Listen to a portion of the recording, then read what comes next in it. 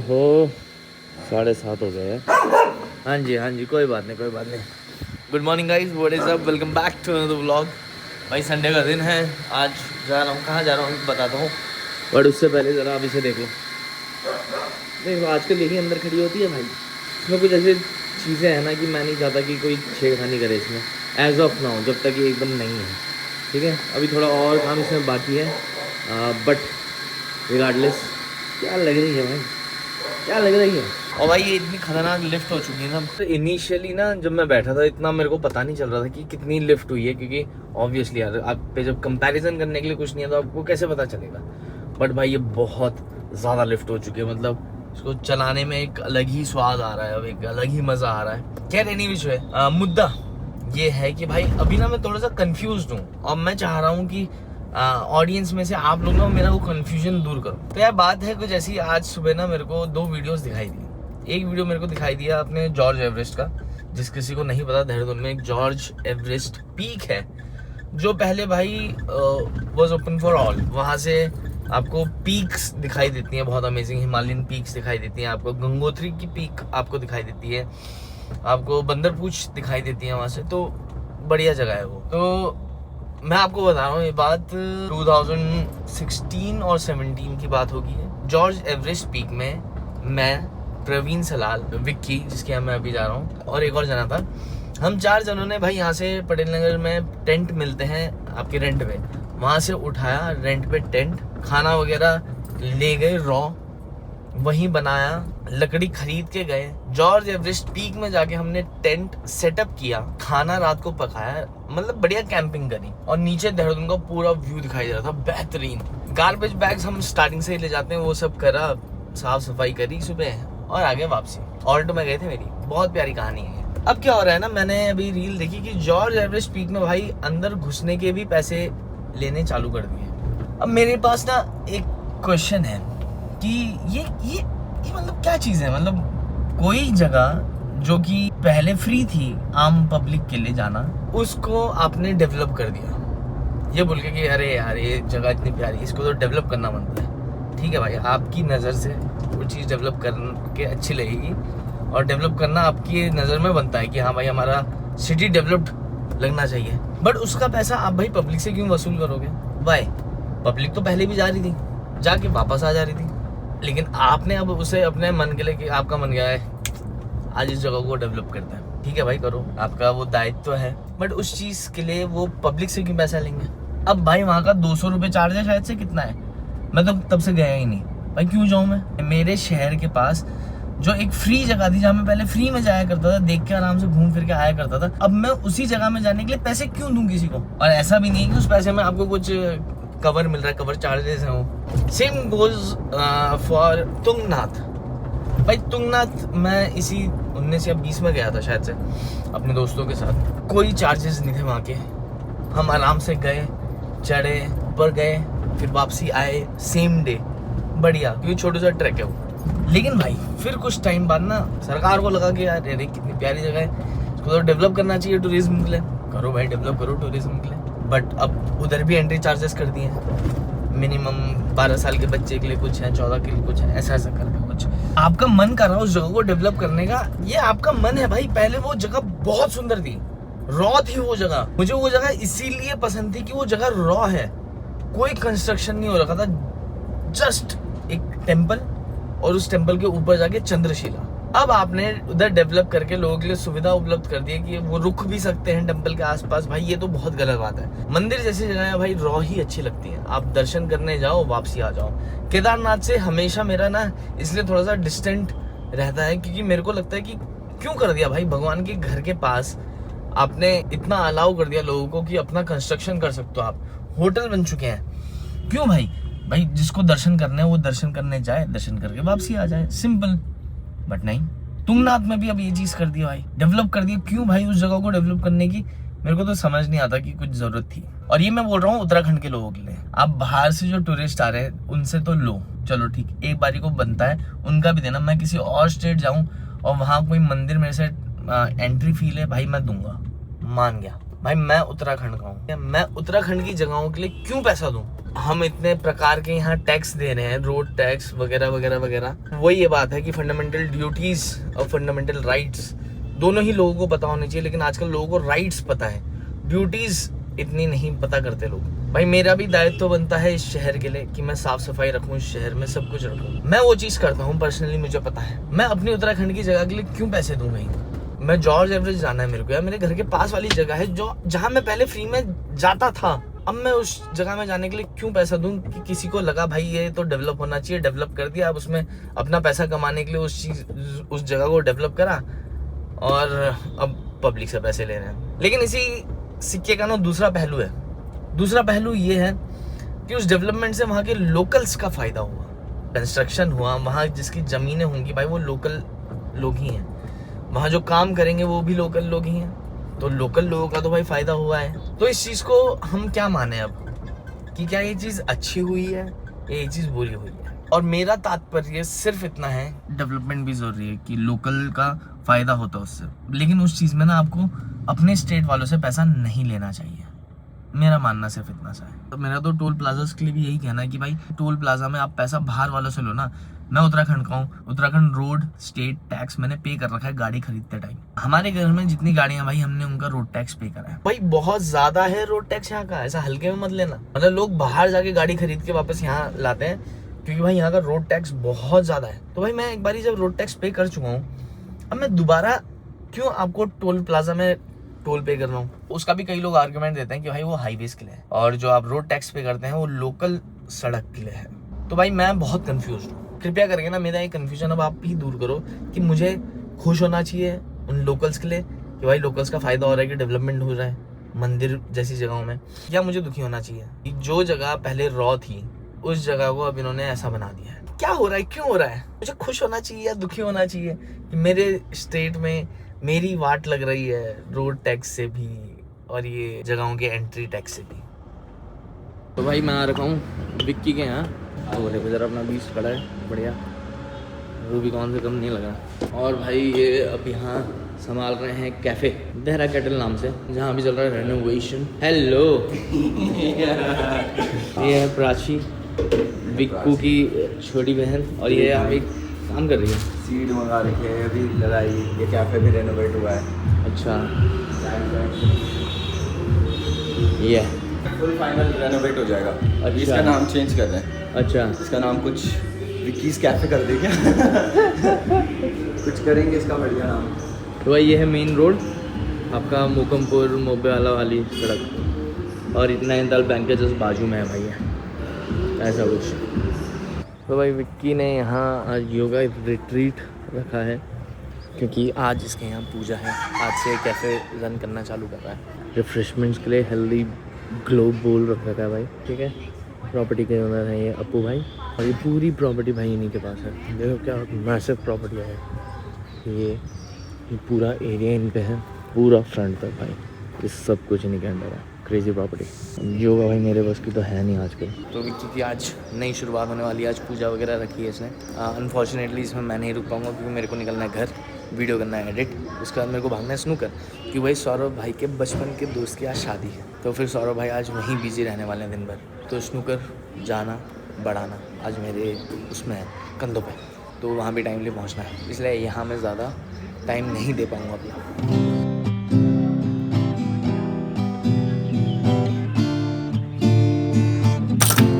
Detox water बनाया है आपका प्राची में, चिया सीड्स, पुम्किन सीड्स वगैरह सब कुछ डाल रखे हैं इसमें, और ये हेल्दी बोल आ चुके हैं अंदर, इसमें भी सीड्स वगैरह सब कुछ है ना। सो गाइस ये था विक्की अब देहरा कैटल का नाम चेंज कर रहे हैं लोग, आज से इसकी शुरुआत होगी। पंडित जी को बुला रखा है। भाई मेरे बाजू में एक थार है खड़ी हुई, ये भाई ना तब से फोटोज़ खींचे जा रहे हैं मेरी थार की, इसको थार बढ़िया लग भी दिया भाई, बढ़िया, लोग मुड़ मुड़ के देख रहे हैं थार को। खैर नहीं छो भाई 11:30 भाई, थोड़ा सा लेट हो चुका हूँ क्योंकि सुबह भाई विक्की के यहाँ से आना, फिर अभी मैं निकल रहा हूँ स्नूकर के लिए।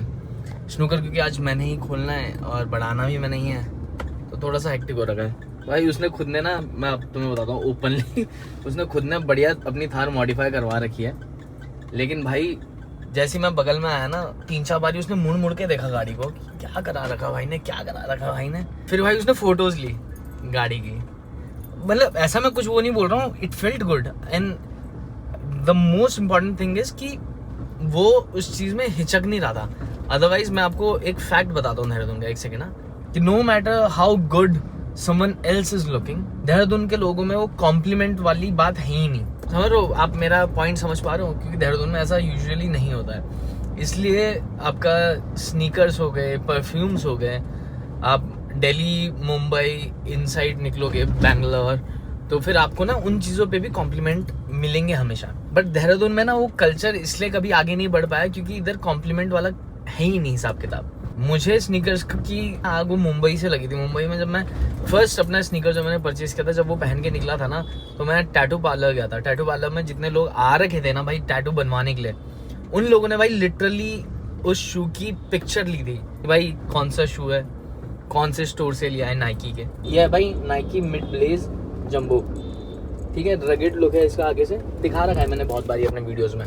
ये वाला शू था भाई। चीजें और अच्छी तब लगने लगती है जब आपको उसमें कॉम्प्लीमेंट भी मिलना चालू हो जाते हैं। सेम गोज फॉर थार, मुझे पता है अच्छी लग रही है, लेकिन जब कोई और भी अनजान इंसान उसकी तारीफ कर रहा है या पिक्चर्स वगैरह ले रहा है तो थोड़ा और ज्यादा अच्छा लगता है ना कि यार सही में बढ़िया लग रही है। खैर भाई पहुंच चुके हैं अपने सनुक्कर। गाड़ी ट्राई करता हूँ यार नीचे डालूं यार, ओपन में ना मेरे को सही लगता नहीं है। मतलब बेसमेंट में डालने की कोशिश करते हैं, मुझे बस डर ये है कि ये घुस जाएगी। गाड़ी थोड़ी ऊंची हो चुकी है तो अब ऊपर लगे ना, अच्छा लो जरा लो, तो मेरे को ना बता देना, हाँ। मैं ब्रेक मार दूंगा तुरंत। यहाँ पे है, हाँ ठीक है, निकल गई ना, ठीक है, बहुत गैप है। चलो ठीक है ठीक है। ये है भाई, ये है भाई अपना बेसमेंट। अब सही है ना, धूप वगैरह में खड़ी करने से तो बढ़िया है यहाँ खड़ी कर लो शांति में अपनी गड्डी। ये देखो इन्हें देखो जरा, इन्हें देखो। हाँ भाई कैसे आओ। तो गाइस भानु भैया डेडिकेटेड जा रहे हैं अभी। तो गाइस बात है कुछ ऐसी कि आज मैं निकल रहा हूँ अमृतसर, लेकिन भाई आज मैं अमृतसर अपनी इस हार में नहीं जा रहा हूँ, मैं जा रहा हूँ अमृतसर बस में। मतलब बहुत सालों बाद, मुझे खुद नहीं पता कितने सालों बाद मैं आज बस में ट्रैवल करने वाला हूँ। लेकिन भाई ये चीज़ ना मैं आपको इसलिए बता रहा हूँ क्योंकि ये चीज़ रिलेटेड है आप लोगों के कमेंट्स से। आप में से भाई बहुत लोग कमेंट्स में ये पूछ रहे थे कि जो आपने मॉडिफिकेशन कराई है इनमें से क्या क्या लीगल है और किस किस चीज़ में दिक्कत आ सकती है। तो भाई मैं आपको आज डिटेल में, मतलब थोड़ा बहुत डिटेल में बता देता हूँ क्योंकि अभी तो मैं लेट हो रहा हूँ, निकलना है मुझे, बट मैं आपको बता देता हूँ। तो गाइस मैं आपको बताऊँ ना, इसमें ना बहुत दिमाग लगा है, मतलब प्रत्येक चीज़ का बहुत ख्याल रखा गया है। मैं आपको बताऊँ इसमें एक चीज़ जो मतलब क्वेश्चनेबल है वो है भाई टायर्स का फेंडर से बाहर आना। एंड इनिशियली ही मेरी मदद से ये अच्छे से बात हो गई थी कि भाई मुझे ये चीज़ नहीं चाहिए, मुझे नहीं चाहिए कि टायर्स मेरे फेंडर से बाहर आएँ क्योंकि ये चीज़ इलीगल होती है। उस चीज़ के लिए भाई हमारा सोल्यूशन ये था कि हम फेंडर्स चेंज करेंगे। तो फ्रंट फेंडर्स जैसा आप देख सकते हो भाई टायर फ्रंट फेंडर्स के अंदर है, वो तो हमने चेंज कर दिए थे। लेकिन भाई क्योंकि मेरे को डिलीवरी गाड़ी की चाहिए थी 12 अप्रैल से पहले, तो 12 अप्रैल तक मैंने उसको बोला कि भाई जितना काम हो रखा है ना उतने काम में ही अभी गाड़ी दे दो, बाकी काम हम नेक्स्ट टाइम कर देंगे, कोई दिक्कत वाली बात नहीं, बाद में ले आऊँगा गाड़ी जब भी समय लगेगा। टायर के फेंडर्स चेंज होंगे, ये थोड़ा सा बाहर को आएंगे जिसकी वजह से वो क्रिएट हो जाएगा कि भाई दिखने में कि गाड़ी के टायर्स फेंडर से बाहर नहीं है, फेंडर के अंदर है। मतलब अभी तो एकदम ऑब्वियस है कि वो बाहर लग रहे हैं, लोग स्पेसर्स लगाते हैं बाहर निकालने के लिए, इनमें कोई स्पेसर्स नहीं डाले हैं भाई। इन टायर्स का भाई साइज ही इतना है, इसमें कोई स्पेसर्स नहीं डाले हैं बाहर निकालने के लिए, टायर का साइज ही इतना है। तो इसमें भाई बस सोल्यूशन वही है कि हम फेंडर्स लगाएं, जो कि लगने थे, लेकिन भाई समय नहीं था तो मैंने मुदित को बोला कि भाई नेक्स्ट टाइम लगाना। अब भाई जब फेंडर्स चेंज होंगे, मैं आपको बता देता हूँ, ये भी छोटा मोटा काम नहीं है, फेंडर्स चेंज होंगे तो वो कनेक्टेड रहेगा इस बम्पर से, तो मतलब ये बम्पर भी चेंज होगा। साथ ही साथ भाई ये ओरिजिनल टायर जो था उससे काफ़ी ज़्यादा हैवी है अपना ये टायर जो चेंज करा है, तो इसको भाई अकोमोडेट करने के लिए या इसको सही ढंग से डिक्की पे टिकाने के लिए एक और एंगल डलेगा। जो नया बम्पर बनेगा ना, यहाँ एक एंगल डलेगा, उससे रॉड आएगी जो इसको फुल सपोर्ट देगी। तब क्या होगा, टायर का वेट आपकी डिक्की पे नहीं आएगा, जिसकी वजह से आपकी डिक्की डैमेज नहीं होगी। Otherwise over time dickey damage हो जाएगी क्योंकि भाई ये पूरा वेट अभी डिक्की पे है, देख रहे हो, तो हम वो चीज़ नहीं चाहते हैं। तो इसमें 3 चीज़ें चेंज होनी है अभी भाई, फेंडर्स, बम्पर और ये एंगल जो इसको सपोर्ट देगा। और भाई ये काम मोटा काम है, ऐसा नहीं है कि एक दिन का काम हो। फेंडर्स क्योंकि मुदित भाई उसके वर्कशॉप में ही बनते हैं, कस्टमाइज़ करता है वो कस्टमर की रिक्वायरमेंट के हिसाब से कि कितने बाहर चाहिए, टायर्स के हिसाब से वो खुद कस्टमाइज़ करता है। तो ये जितना भी काम है ना ये इसकी वर्कशॉप का काम है। मतलब ऐसा कुछ नहीं कि रेडीमेड कहीं से लाता है और लगा देता है, अगर वैसा कुछ होता तो फिर मुश्किल से एक दिन का काम होता, लेकिन ऐसा नहीं है। प्रॉपर मेटल फेंडर्स बनते हैं पहले, फिर वो पेंट के लिए जाते हैं, फिर पेंट सूखता है, फिर सेम चीज़ आपकी बम्पर में होगी, सेम चीज़ आपकी एंगल में होगी, वो सब इसका इन हाउस बनता है, जिसमें भाई मुझे लगता है कि 3 से 4 दिन इजीली लगेंगे। तो इसलिए उस टाइम मैंने बोल दिया था कि भाई मुझे यार अभी जितनी गाड़ी हुई है ना उतनी तो दे ही दो। अब भाई अचानक से ना प्लान बन गया अमृतसर का। अमृतसर में मेरा फ्रेंड रहता है भाई अंशुल तिवारी, जो द बाग में हेड बारटेंडर है। कुछ दिन पहले उसने बोला कि यार अक्की भाई कब आ रहे हो, आ जाओ यार एक चक्कर अमृतसर। और मेरा बहुत मन भी था काफ़ी टाइम से कि यार मैं जाऊँ, थोड़ा बाहर निकलूँ, क्योंकि जब से स्नूकर खुला ना तब से मैं ज़्यादा बाहर जा नहीं पाता हूँ। तो उसने बोला कि उसके वहाँ एक पार्टी भी है, गुलाबी पार्टी है शायद से, ऐसा कुछ है, जिसमें थीम उसका गुलाबी है, सबको कपड़े वैसे ही पहन के आने। मैं भी अभी मॉल ऑफ देहरादून जा रहा हूँ एक कोई ऐसी शर्ट उठाने, थोड़ा सा गुलाबी टिंट में। अंशुल ने बोला कि यार अक्की भाई आ जाओ, पार्टी भी है, थोड़ा फन कर लेंगे। मैंने कहा चल यार ठीक है। थोड़ा मैंने कैलकुलेट करा कि यार गाड़ी में अभी काम होना बाकी है, और मैं नहीं चाहता, मैं ना वो डर होता है ना कि यार पुलिस वाले रोक लेंगे, मैं उस डर के साथ गाड़ी को चलाना कभी भी नहीं चाहता। तो ये जितनी भी हमने चीज़ें करी है ना, even after installation of the fenders, भाई हमने ये चीज़ ध्यान रखी है कि गाड़ी की जो विड्थ है उसमें भाई ज़्यादा एक्सपोनेंशियल डिफरेंस ना आए, क्योंकि भाई टायर तो बाहर है ही, अब हम उन टायर के हिसाब से फेंडर्स को बना रहे हैं, तो मतलब कुछ एक्स्ट्रा ऐड ऑन हो रहा है गाड़ी में। फिर पुलिस वाले at the end of the day क्या करते हैं, गाड़ी की विड्थ के हिसाब से कैलकुलेट करते हैं। तो हमने भाई उस चीज़ का भी ध्यान रखा है कि उस विद में भी ज्यादा एक्सपोनेंशियल डिफरेंस ना है, मतलब चालान वाला टाइप्स। अब मैं जा रहा हूँ पंजाब, ऑल्दो पंजाब में भाई ये मॉडिफिकेशन का कल्चर बहुत ज्यादा है, बट स्टिल मुझे हमेशा वही डर रहता है कि बाहर स्टेट जाऊंगा तो वहाँ की पुलिस डेफिनेटली भाई अदर स्टेट वालों को रोकेगी, फिर 4 चीज़ चेक करेंगी, और मैं कहाँ ही करवाता हुआ जाऊँगा। मैंने कहा भाई ये झंझट नहीं वालनी। देखिए ना बस, ओहो भाई मज़ा ही आ गया बस देख के। 11:30 बजे की बस है जो सुबह 7 बजे आपको पहुंचा देगी। मैंने कहा भाई इससे बेटर कुछ नहीं हो सकता, सोते सोते सफ़र कट जाएगा। एसी स्लीपर बस है, बढ़िया बेड में सोते हुए जाएंगे। पता नहीं कितने सालों बाद मैं ट्रैवल करूँगा बस में, और वो भी फर्स्ट टाइम मैं ट्रैवल करूँगा स्लीपर बस में। एक्सपीरियंस भाई बहुत ज़्यादा क्रेजी होने वाला है, मज़ा आने वाला है। मेन मुद्दा ये था कि मैं अपनी गाड़ी क्यों नहीं ले जा रहा हूँ, और आपके क्वेश्चन का भी मेरे ख्याल से इसमें आंसर हो गया होगा, जो आप लोग पूछ रहे थे कि भाई इसमें चालान नहीं होगा क्या। होगा भाई, गाड़ी से बाहर अगर आपके टायर्स आ रहे हैं तो आपका चालान होगा। जो हम फेंडर्स इंस्टॉल करने वाले हैं वो हम सिर्फ इसलिए कर रहे हैं ताकि एकदम से गाड़ी नज़र में ना आए किसी की, समझ लो। अदरवाइज है तो वो भी गलत ही, लेकिन उसमें भी अगर टेक्निकलिटीज़ में हम घुसेंगे फेंडर्स लगवाने के बाद तो विथ में ज़्यादा डिफरेंस नहीं है। ऑल इन ऑल ये है बात भाई। बाकी इस गाड़ी में हमने ऐसा कुछ भी नहीं कर पाया जो ऑब्जेक्शनेबल हो। इवन जो रैप है, अगर आप में से कोई भी रैप करवाना चाहता है ना, तो मैं आपको ही बता दूँ, जो भी आप गाड़ी में रैप करवाते हो या पेंट करवाते हो या कुछ भी करवाते हो ना, वो परसेंटेज वाइज बताऊं तो 55% वो आपके ओरिजिनल कलर का ही होना चाहिए। जैसे मेरी गाड़ी ब्लैक है तो आई मेड श्योर कि जो मैं रैप करवा रहा हूँ इसमें भाई अप टू 55% ब्लैक ही हो। वो इसलिए होता है कि भाई दूर से कोई देख रहा है, कुछ मैंने मान लो गलती कर दी, किसी ने देख लिया, तो पुलिस वालों को यही बताएगा कि भाई ब्लैक थार थी। तो मेरी गाड़ी कभी भी आप दूर से भी देखोगे तो आप ब्लैक ही बोलोगे कि भाई ब्लैक थार थी। लेकिन वही मैं इसको व्हाइट और ऐसा चितकबरा बनाया था, तो भाई क्या ही बताते आप कौन से कलर की थार है, नहीं बता सकता। तो हाँ, इस गाड़ी में ऐसा कुछ भी नहीं है, टायर्स को छोड़ के अभी बस। वो टायर्स भी फेंडर्स जब चेंज हो जाएंगे वो दिक्कत भी भाई दूर हो जाएगी। देखो मैं जा रहा हूँ रात की तैयारी करने के लिए, वो शर्ट शूट खरीदते हैं, फटाफट से चलते हैं। तो गाइस मैं आ रहा हूँ खुशविंदर के साथ आमा के थे। एक दिन क्या हुआ था, खुशी ना बड़ी एक्साइटेड हो गया यहाँ कि मैं आमा जाऊँगी। 1 साल पहले की बात है, जून की 21 जून yoga day, international yoga day. हाँ वाह, ये यहाँ आई, इसने यहाँ के फूड आइटम्स खाए। अब मैं किसी को वो नहीं कर रहा हूँ, ठीक है, लेकिन कोइंसिडेंटली उसके बाद इसकी तबीयत ख़राब हो गई। 4 महीने तबीयत ख़राब रही भाई, इसको जॉन्डिस पता नहीं क्या क्या हो गया था उस बीच। 1 साल बाद अभी हिम्मत जुटा के आई है आमा वापस।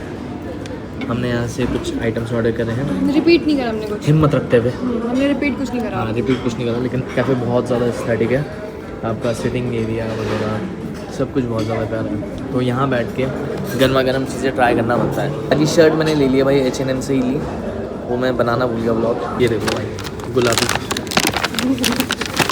ये वो गुलाबी ले लिया। ऐसे में तो देखो सही नहीं लग रही है पहन के, लेकिन ठीक लग रही थी तो इसलिए ले लिया। तो गाइस ये आ चुकी है भाई अपनी tiramisu latte, and this is mango matcha latte. देखते हैं भाई ये टेस्ट कैसा करता है। और भाई ये भी आ चुके हैं माल्टन चीज़ फ्राइज़, देखने में तो बहुत गजब लग रहा है, नाइस। टेस्ट ही इतना बढ़िया है ना इसका, कसम से फ्लेवरफुल, कॉफ़ी का बहुत प्यारा टेस्ट आ रहा है। लिटरली ऐसा लग रहा है कि तिरामिसू को पिघला के ऐसे दे दिया है। साथ ही साथ ये भाई मॉर्टन फ्राइज भी काफ़ी ज़्यादा अच्छे हो रहे हैं। 2 अलग अलग तरह के इन्होंने इसमें चीज़ मिला रखे हैं और शायद से थोड़ा सा हनी भी ऐड कर रखा है भाई। लोग चीज़ें जब दिखने में अच्छी होती हैं तो उनका टेस्ट 50% तो वैसे ही एनहांस हो जाता है। प्लस अभी भाई ये जस्ट अभी आया है हमारा बर्गर। ये है अपना चिकन मैगट्रॉन बर्गर। इसमें भाई चिकन पैटी है, फिर पुल्ड बारबेक्यू चिकन प्लस चीज़, थोड़े से फ्राइज़ के साथ। दिखने में भाई मेरे ख्याल से this is 8 out of 10। Test में देखने कैसा है, मतलब शॉर्ट्स बना दो तो उसके लिए ट्राई किया भाई, क्या ही हो रहा है यार। इसने मेरे को लिटरली गोवा के बर्गर फैक्ट्री की याद दिला दी भाई। लुक एट दिस पैटी यार, बहुत ज़्यादा अमेजिंग पैटी। ये बारबेक्यू पुल्ड चिकन भी बहुत क्रेजी हो रहा है, बहुत अमेजिंग।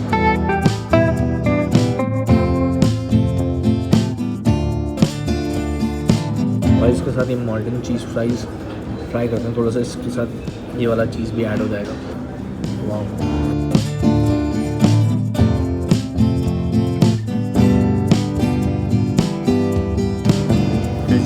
सो गाइस ये रहा बुक स्टोर जो आमा कैफ़े के अंदर ही है, भारी सन्स बुक सेलर्स। आमा कैफ़े के अंदर ही है भाई। बुक वर्म्स हैं, उनके लिए तो ये लिटरली हेवन है भाई। अपना यहाँ रीडिंग वगैरह कर सकते हो और कैफ़े के भी मज़े ले सकते हो। और भाई क्या ही बताऊँ, क्या तगड़ा स्टॉक है। Nice concept, very nice concept, cafe plus book store. तो guys finally all the things are done and to be very honest भाई, मुझे ये एक्सपेक्टेशन नहीं थी आमा से कि इतना अमेजिंग खाना मिल जाएगा भाई वहाँ।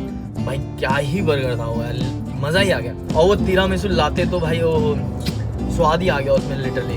खैर एनी विच पे भाई अपनी शर्ट भी आ चुकी है, गुलाबी शर्ट, और बुक स्टोर भी भाई बहुत बढ़िया था वो। रात की सारी तैयारियां हो चुकी हैं भाई। इस वाले ब्लॉग को मैं यहीं एंड करने वाला हूँ क्योंकि अब मुझे शाम को अपना ये अमृतसर वाला टूर का ब्लॉग चालू करना है। तो भाई बहुत जल्दी अब आपको नेक्स्ट ब्लॉग देखने को मिलेगा जिसमें मैं पता नहीं कितने सालों बाद बस से ट्रैवल करने वाला हूँ भाई। बहुत ही क्रेजी एक्सपीरियंस होने वाला है, रात का ट्रैवल होने वाला है, मजा आने वाला है। मिलते हैं भाई बहुत जल्दी नेक्स्ट ब्लॉग में। आई जस्ट होप आप लोगों को आज का ये ब्लॉग पसंद आया। Thank you guys so much for watching, keep smiling. मिलते हैं बहुत जल्दी नेक्स्ट ब्लॉग। चलो फिर, peace।